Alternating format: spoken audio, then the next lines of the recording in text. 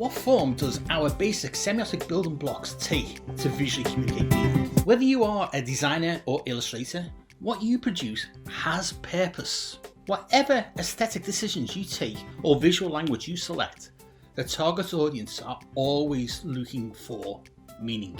In the following 4 episodes, we will explore how your audience interprets what they see across 3 perceptual states of immediate, dynamic and final effects. Welcome to the first Semiosis 101 Omnibus edition from Season 3. If you've watched the weekly Semiosis 101 episodes before, then you already know I am Dave Wood, and I explained Charles Sanders Peirce's semiotic theory of semiosis, sign action, in designer-centric terms. In this omnibus, I collect the first 4 episodes of Semiosis 101 Season 3 into a single edition. These 4 episodes can be watched back to back in this edition on the subject of encoding semiotic meaning like you mean it. Season 3's overall semiotic theme is semiotic encoding, with a focus on how audiences make interpretations. What this season's theme means to you as visual communicators is that at long last you will see what semiotic science can be or will be. For any new viewers joining Semiosis 101, welcome. We will build your confidence to encode semiotic sign action into your own designs or illustrations during your own ideation phase to enhance visual communication. Why do you need Semiosis 101? Peirce's writing and terminology is very obtuse. On Semiosis 101, I translate Peirce's brilliant theory into language creatives will understand and can follow. After all, we study design and illustration and not philosophy, so we need theory centered to creatives' needs. Yes, that is why you need Semiosis 101. So subscribe and let us jump straight into encoding meaning like you mean it.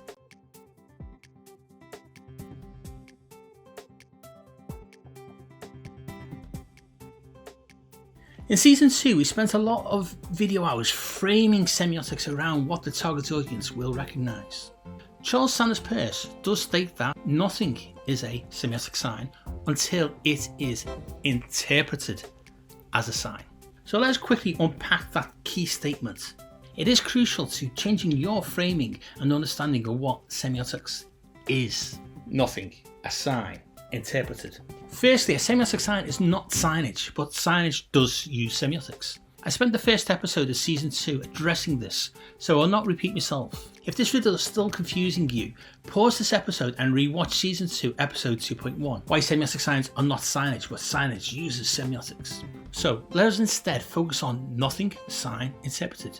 Our key word here is perception, the perception of meaning bearing. Whether you like it or not, whether you realise it or not, and whether you accept it or not, humans can read meaning into anything. We seem to be hardwired this way. An evolutional survival trait possibly? My working hypothesis at play here? That meant we visually scanned for patterns and shapes to give us the edge on hunting or fleeing from animals in our distant hunter-gatherer past. We perceive these shapes and patterns as possible meaning-bearing clues, which will provide us valuable information so that we can make decisions and take actions. This is good news for us in the creative industries and for learning to apply Peirce's semiosis, as what we do in visual communication design in our designs and illustrations is easier by bringing the audience closer to your ideation phase. So let us look at the 3 unpacked words again with this understanding now in place. Nothing, sign, interpreted. As designers and illustrators, we do create something. So when Peirce says nothing, he is meaning that there is a shift in a perceptual state between nothing and something. There's always a moment before you recognise something and the moment after you recognise something. Peirce uses the term firstness to describe this perception state of recognising something for something. Before recognition, you ignore what is there of having no meaning value to you. Once recognised, whatever the something is has now a meaning value to you. You have perceived it as a meaning-bearing visual entity. Stephen Skaggs in his 5 Signs book calls this advisent. Get it? But it is in plain sight. In this general example I have just used, the emphasis that the meaning-bearing visual entity was already there, in plain sight. but until recognition, it remains unperceived. Now, this could be a design or illustration or visual elements within both. More on this throughout Season 3. By not being perceived, it's not the same as not having the capacity to bear meaning to someone. If Season 2 focused on how creatives can semiotically hack their approaches to attract the attention of their target audience, then we will now focus on the semiotic encoding of meaning. The emphasis here is on encoding and not making semiotic signs. My gift to the creatively confused. Forget about doing semiotics and instead think about semiotically aligning what you already creatively are doing to your audience. Honestly, you will thank me for this change in your attitude to semiotics. I guarantee that in small, uncontrolled ways, you are already working semiotically. What I mean by this is that at the fundamental technical level of what we design or illustrate, every mark, line, colour, shape, etc. we use has the potential charge of meaning bearing. In Peircean terms, this happens in the phenomenologically perceptual state of firstness at the iconic representation level. All it takes is for one of those small iconic visual entities or combination of them to be perceived as resembling something familiar to the target audience for the audience to interpret the something as something they know or have experienced. This perception is obviously at the subconscious level, but we will now examine the 3 Peircean phases of interpretation. If Season 2 was focused on who interprets, then we now turn to how interpretation is formed.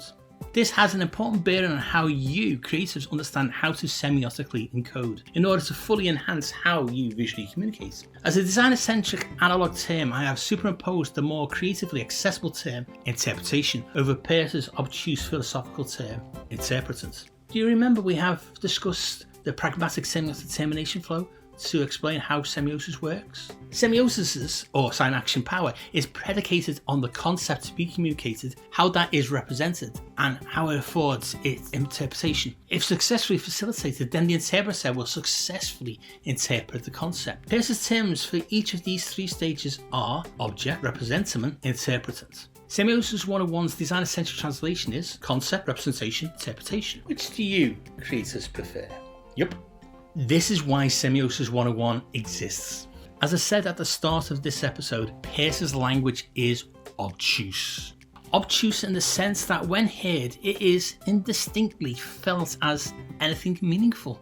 Peirce's words are carefully chosen and created as they describe exactly what Peirce intends them to mean. Unfortunately, these words are certainly not designer-centric, so that is why you need Semiosis 101, okay? Let's get the difficulty out of the way and we can then continue to semiosis the designer-centric way. We will be returning to Peirce's terms this season, so we will first translate and explore the interpretant. I've used the analog term interpretation for interpretant and discussed the role of the target audience as interpreters, but do not confuse the interpretation interpretant for the interpreter. In Semiosis' sign action, the interpretant is the effect the semiotic sign produces on the interpreter. In the case of design or illustration, the visual entity that is meaning-bearing, if perceived, if interpreted, will construct the intended meaning in the mind of the interpreter. The subconscious effect of interpreting what is semiotically encoded has profound ramifications for the visual communicator as well as the interpreter. It means that the target audience can be greatly benefited from the creative's aesthetic choices if those meaning-bearing choices can be semiotically strengthened to become communicatively richer. We can semiotically strengthen the semiotic representations we encode by understanding the 3 phases in which semiotic interpretation happens. Peirce defines these 3 phases which affect semiotic interpretation as immediate, dynamic, and final. So what are they? We covered 4 conditions that a semiotic sign had to encompass in Season 2, Episode 2.18. These were very quickly where a semiotic sign must correlate to or represent a concept, have some sense or depth in its representation, articulate something to someone, and mediate itself as a sign through the interrelationship of the 3 conditions. In Season 2, we discussed in depth with examples how the first 2 conditions can be met. In Season 3, we will now discuss the 3rd condition in the context of interpretation in order to semiotically encode meaning. To frame this, we re-enter Peirce's phenomenological states of firstness, secondness, thirdness. For any newbies just joining this discussion, it might be good to watch Season 2 episodes 2.8, 212, 215, 216 after this episode to get a grounding for next week. Why? Well, these three states tie into how interpretation is semiotically made and therefore how to semiotically encode. To end this first Season 3 episode, I will frame the three discussion points over the next 3 episodes. The immediate stage of the effect of a semiotic sign on interpretation has to be perceived as meaning-bearing and therefore interpretable. That looks familiar. Firstness. Then, at the dynamic stage, once perceived, the interpretation is mediated by the representation, the sign, as a visual entity. This means something. Secondness. Finally, at the final stage of interpretation is formed based on the way that everybody would react to the meaning-bearing visual entity. It is here that any semiotic encoding needs to be successful in communicating the intended concept's meaning, message, idea, etc. Thirdness. Next week, we will explore the immediate stage.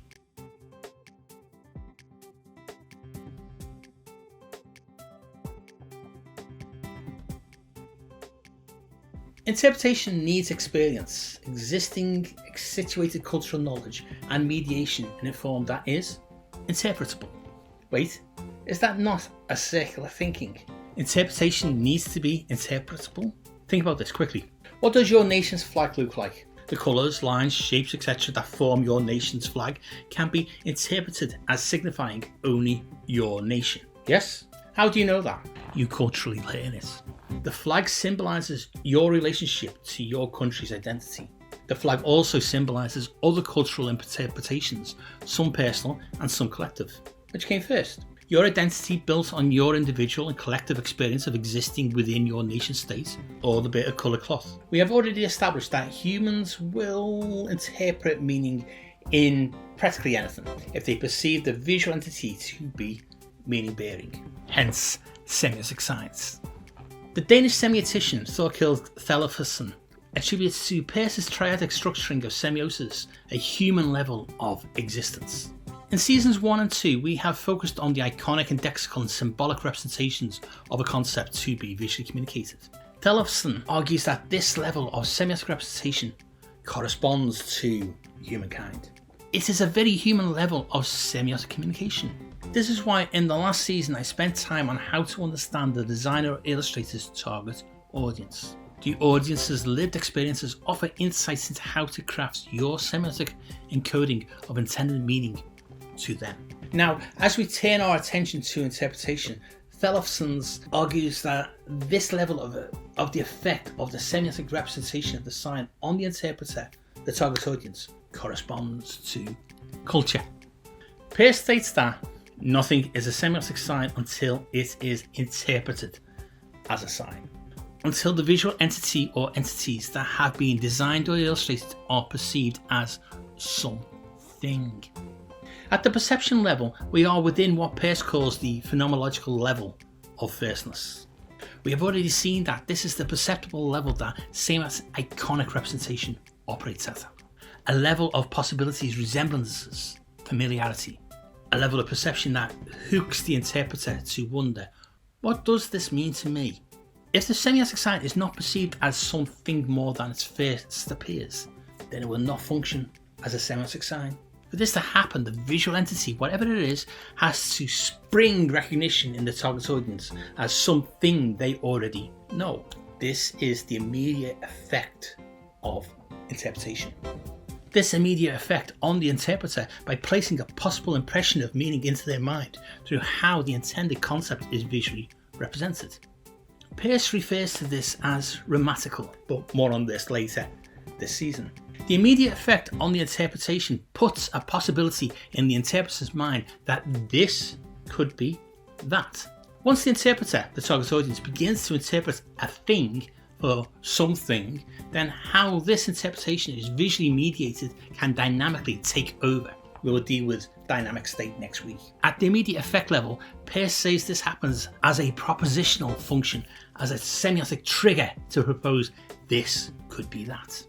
This immediate state is not tangible, but an essence of possible interpretation that needs further attention and mediated interpretation to the meaning of the sign. Within the immediate state, the target audience is on a cusp of perception. Either what they see has the meaning-bearing semiotic interpretable potential of being perceived, or it does not and is passed over.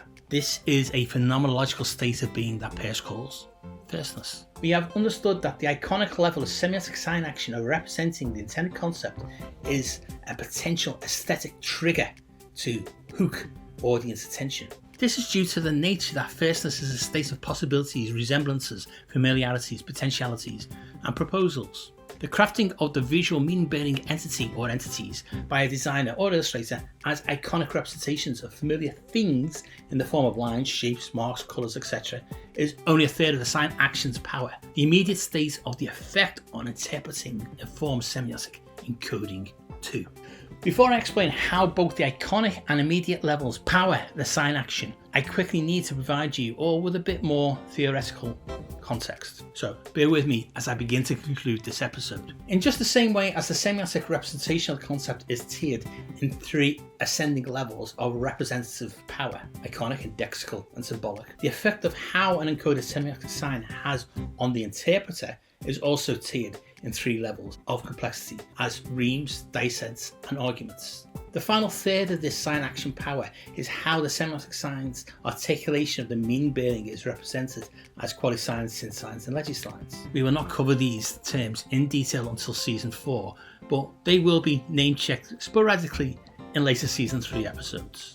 The immediate effect of the choice of how the iconic basic visual communication building blocks are composed creates a continuing semiosis between the concept, representation, and interpretation. Let me quickly explain this semiotic encoding power with a favourite Semiosis 101 visual example. A panda. Well, a drawing of a panda, or a drawing of a bear, or a drawing of an animal, or just a pattern of shapes, or just black blobs, or just black. In season 2, I used an example of a panda to illustrate how the iconic, indexical, and symbolic levels of representing a concept work. Check out season 2's second omnibus to catch up. This time, we will return to the panda drawing to consider the semiotic effect of interpreting the panda from the illustration. We will stay in a state of firstness. If you look at this drawing and you see a panda, well done, you win. If you looked at this drawing and saw a bear, well done, but not accurate enough. If you looked at this drawing and saw an animal,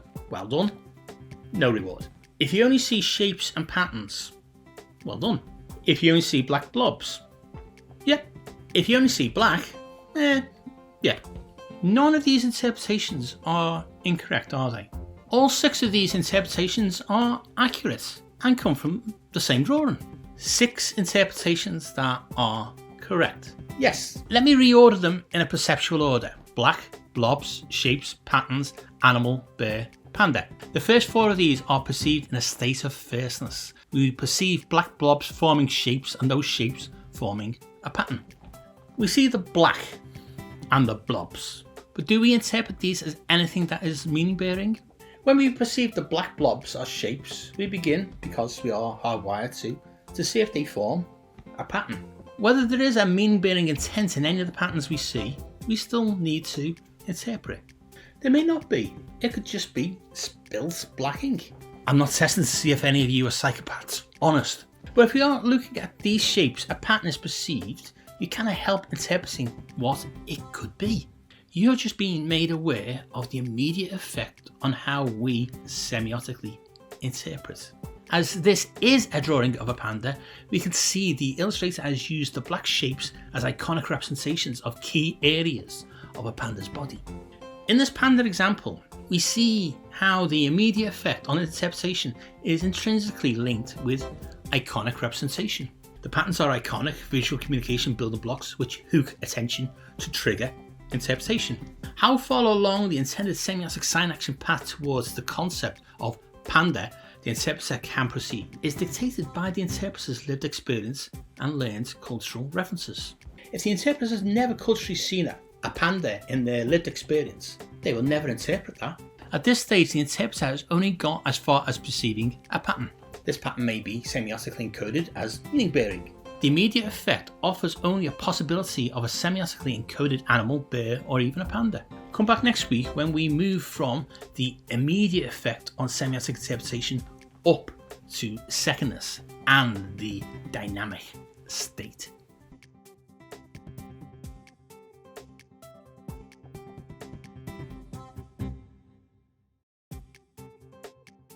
Peirce calls this next state after the immediate state of the effect of the semiotic sign on the interpretation, the dynamic state. This is when interpretation moves from perceived meaning-bearing possibilities of a shape to its pattern, causing a mediated effect on the interpreter in some way affording an interpretation.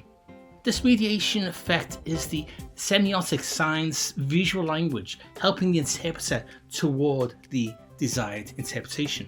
Let's return to our panda illustration example from last week's episode. The drawing of a panda is not a panda. A panda is an animal which eats bamboo, looks cute, and is endangered in the wild. This is a drawing comprising of iconic lines and shapes, black blobs and black marks that form a pattern. Last week we explored that the immediate effect on interpretation only took an interpreter so far. The immediate effect only took the interpretation from black to blobs and then to pattern. An act of perceiving possibilities of meaning and whether there is intention behind the arrangement of black blobs, which could bear meaning. If the designer or illustrator intends the blobs to form a thing, something, other than its parts, that means something, then you are encoding semiotic signs. You have always been doing this, even if you've never realised it. That will be my point this season. You have been encoding semiotic signs in your visual communication work for as long as you have been creatives. Semiosis 101 just now names it and demonstrates how to control and apply the semiotic sign action to enhance your visual communication skills. So far, with the panda drawing, we've only interpreted a pattern. Subconsciously, we are trying to perceive whether this pattern of black blobs and marks are something. Remember, the blobs could be random, like an ink blot. What could this pattern be? It is not geometric, so it's not just a pattern. It forms the shape of something. At this point, which has moved the interpreter from the phenomenological state of firstness, a state of perceived possibilities, to now a state of secondness. The perception level, where in semiotically representing a concept, the visual language moves from iconic representation to indexical representation, from possibilities to existent things. In interpreting the representation form the semiotic sign takes, the interpreter is now aware that there is something interpretable. There is meaning to be understood. In our example, if you have knowledge of animals, then you can dynamically interpret meaning. By looking at the drawing and see that the pattern of arranged blobs and lines in black are not random but form something, then that small interpreted step is a mediated event. The semiotic signs nested together in a pattern mediate a perception event. Before you were aware of an animal, it was a pattern, and before being aware of a pattern, there was just random blobs. In milliseconds, an interpreter's perception of and interpretation of what they are looking at has moved from no sign action to semiotic sign action. The sign action, once perceptually activated, moves the interpreter from an immediate state to a dynamic state of semiotically interpreting meaning. What essentially iconic lines and shapes now mediate the interpreter there in the direction of the desired intended meaning concept. Peirce describes this dynamic state, his dynamic interpretant, as the interpreter's perceivable reaction to the encoded semiotic sign, based on what they individually feel and do when presented with the sign. The interpreter's reactions to understand the visual clues through their internal lenses of cultural knowledge and their individual lived experiences. This is why the Danish semiotician Thorkild Tellefsen describes these states as corresponding to culture. He argues that understanding cannot disregard culture, as that is where we mediate our understanding of the world. We scan for our own culturally acquired knowledge to seek a proposition of what the meaning could be. Let's return to the panda. Bear with me.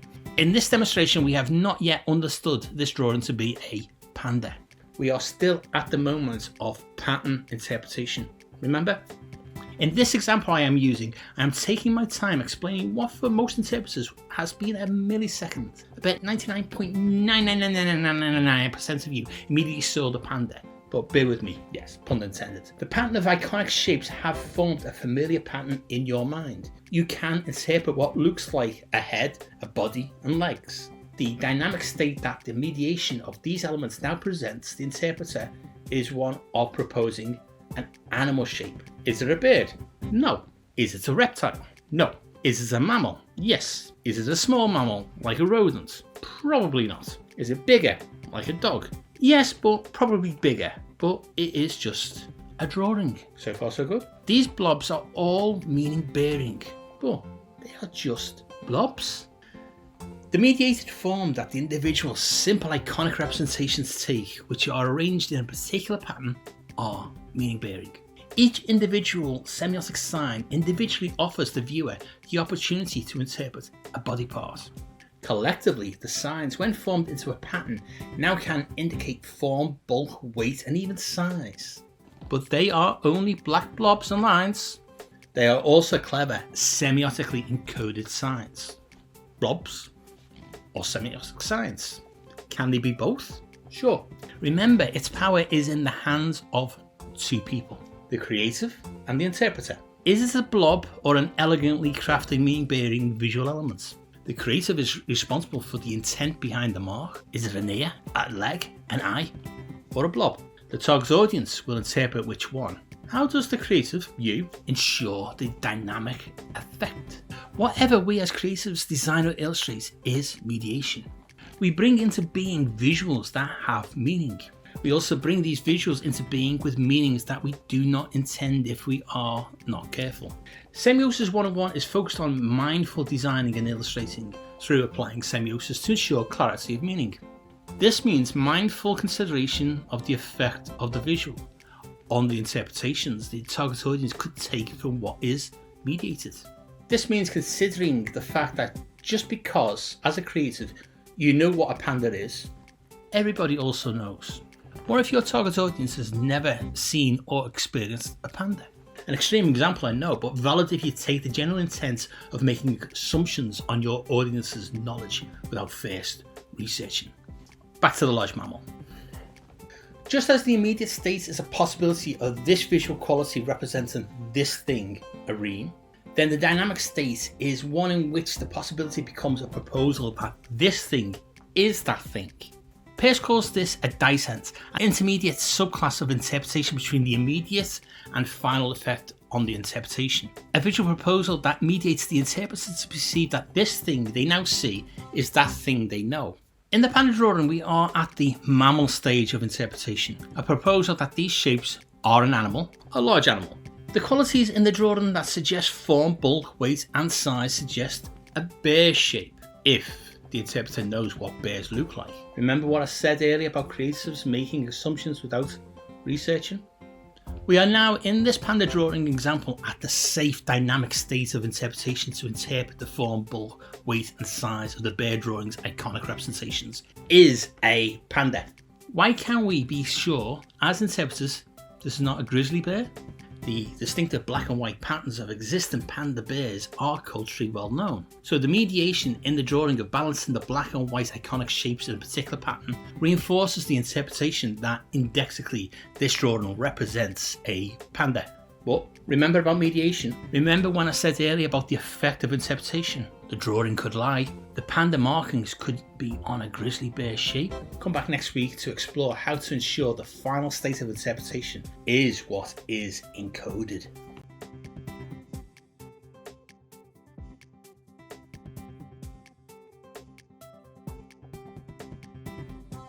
Over the last 3 weeks, we have been exploring the effect of a semiotic sign on its interpretation.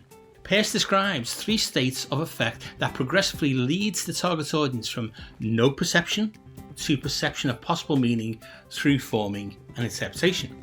This week, we end this discussion on the interpretation. Peirce calls these 3 states that have an effect on interpretation the immediate interpretant, the dynamic interpretant and the final interpretant. The interpretant being Peirce's word for the effect of the semiotic sign on interpretation. For Semiosis 101 newbies out there, remember not to get intimidated by Peircean terminology. I did say Peirce's language was obtuse. Semiosis 101 is here to put Peirce into designer-centric terminology for you. Just keep your focus on the titles immediate, dynamic and final with the word effect instead of interpretant. Semiosis or sign action is predicated on an interrelationship of three things working to form meaning. Peirce calls this a determination flow between his words and the object, its representative, and its interpretant. Yeah, I know. As soon as those words are introduced, you hear them, but they are intelligible to any normal creative. You're switched off, hopefully only metaphorically. So let us on Semiosis 101 translate those terms into terms designers and illustrators will understand and appreciate more. Let us say the semiotic determination flow is between a concept, its representation, and its interpretation. Therefore, we can, in Semiosis 101 terms, describe the three interpretation states as an immediate effect, a dynamic effect, and final effect of a semiotic sign on its interpretation. So far, we have been using a panda drawing to illustrate this. Last week, we had arrived at the dynamic effect state, where the interpreter can, I insert a caveat here, put the name panda to the pattern of black shapes and lines that are meaning bearing. This pattern we have interpreted so far coalesces into the overall shape of a possible animal, immediate effect. And this animal is likely to be a mammal, fairly large and bear-shaped, dynamic effect. The black and white pattern makes the interpreter say panda. Now, as I said last week, you probably are not aware of this interpretation flow as it takes milliseconds of subconscious processing for most of you. Why did I caveat this interpretation just now? The interpretation of panda is dependent on the interpreter's socio-cultural lived experience. What? To interpret panda from the drawing, they needed to know about pandas. If someone had never seen a panda, whether at the zoo, in the wild, on TV, in a photograph, or as a child with a cuddly panda toy, yes, I loved my panda bear as a child, how could they interpret the drawing as a panda? To the majority, the drawing is clearly a panda. But without that knowledge of pandas, the interpreter may only interpret the drawing as a bear. If they have no socio-cultural knowledge of bears, then the closest their interpretation may get is a mammal or an animal. It is the same drawing, but the effect of the visual language it uses has an effect on how it is understood by a target audience. The creator controls how it is mediated. The audience decides what they interpret from the mediation. The drawing is a mediation between the concept to be communicated, a panda, and how the creative decides to represent that concept of a panda through the visual language they choose. The panda drawing is constructed with black shapes and lines and utilises the white negative spaces to suggest the shape of a bear. These black marks are semiotic iconic representations to resemble body parts. Once the audience interprets these random shapes as something, immediate effect, then the same iconic elements help point the interpreter to name what they see. The semiotic signs now indexically represent themselves as a panda to the interpreter. Dynamic effect. Yes, I did say signs, plural. The drawing is both a semiotic sign as a bear and compromises of multiple nested semiotic signs suggesting individual panda body parts. But that is a drawing, not a sign, I hear some of you shout at me. If you still think we are talking about signage, stop watching this episode and go back and watch the first episode of season 2. The construction of meaning is the final effect of a semiotic sign on its interpretation. Peirce says this is when the semiotic sign's effect on the interpretation tends to represent itself to be related to its concept. We see this final effect at work in our drawing example. How many of you saw the panda instantaneously? All the visual elements in the drawing quickly progressed you to a panda interpretation. Once you saw panda, the meaning-bearing elements in the drawing had semiotically performed the sign-action effect from immediate possibility through dynamic mediation to final intended interpretation. If the determination flow has been successful, the representation encoded semiotic signs of a concept, panda, is clear enough to lead the audience to make the intended interpretation of panda the concept. Any illustrator or designer can mindfully hone their mark-making visual communication skills to help the interpreter, their intended target audience, to gain the intended meaning. For designers and illustrators, the big Damascene moment when trying to apply semiotic theory is the realization that a semiotic sign is just encoded meaning. It's not a tangible utilitarian thing you make like a toilet door sign. Semiosis, semiotic sign action, is a process you creatives can learn to apply to your existing creative processes to enhance how you succeed in visually communicating your intended concepts. Semiosis is something you encode into what you create, ensuring that it is meaning bearing. Peirce describes the final effect of a semiotic sign on its interpretation as the one interpretive result to which every interpreter is destined to come if the sign is sufficiently considered. In our panda example, the intended concept is panda. All the visual language used and the aesthetic decisions taken to form the iconic shapes into things that identify a panda to the intended audience is a skill. Peirce describes this highest final effect state as a sign of law. He classes the level the immediate effect performs at as a level of possibilities. Peirce calls this a ream. Next, he classes the dynamic effect as performing at a level of mediated proposals. Peirce calls this a dicent. The final effect happens at the phenomenological level of thirdness, and Peirce classes it as an argument. What Peirce means in creative terms by calling this level of the final effect an argument is that a creative carefully selects visual language to avoid misinterpretation. Or, to put it another way, creatives semiotically encode for successful interpretation by the intended target audience. I will leave you on another animal depiction. Is this 12th century Tarprom temple carving in Cambodia a Stegosaurus? I will wait. It looks like it is. The carver has carved a pentagonal spinal plate to what we know as a Stegosaurus. But how did the carver know what a Stegosaurus looked like? To our 21st century eyes, the shape we see in relief certainly suggests to us as a final effect a Stegosaurus, but it is a badly visualised water buffalo or Asian rhino surrounded by leaf motifs. The Danish semiotician Thorkild Thelfsen states culture determines how we interpret, and our target audience will have ways of interpreting. These are based on their own cognition, understanding, knowledge and cultural references. To ensure you reduce your capacity to miscommunicate the intended concept, you can become more mindful of how your designs and illustrations are crafted. As we have seen over the last 3 weeks, semiotic interpretation happens at 3 states: immediate, then dynamic, onto final. Each state is the effect of the visual language on how it is interpreted. By semiotically controlling the aesthetic decisions from the iconic mark-making level up to the finished piece of visual communication, misinterpretation and miscommunication can be minimalised. Subscribe to Semiosis 101 and come back next week for more on encoding semiotic signs into your designs and illustrations. I am Dave Wood, a design educator and researcher, a published design author, and I've worked commercially as both a freelance illustrator and graphic designer. The guy behind the theory, Charles Sanders Peirce, was a philosopher, a mathematician, and a theorist, but he was not a creative. Each week on this Scout Scott Semiosis 101 YouTube channel, I will post at least one free 10-minute explainer episode on an aspect of Peirce's pragmatic semiotic theory.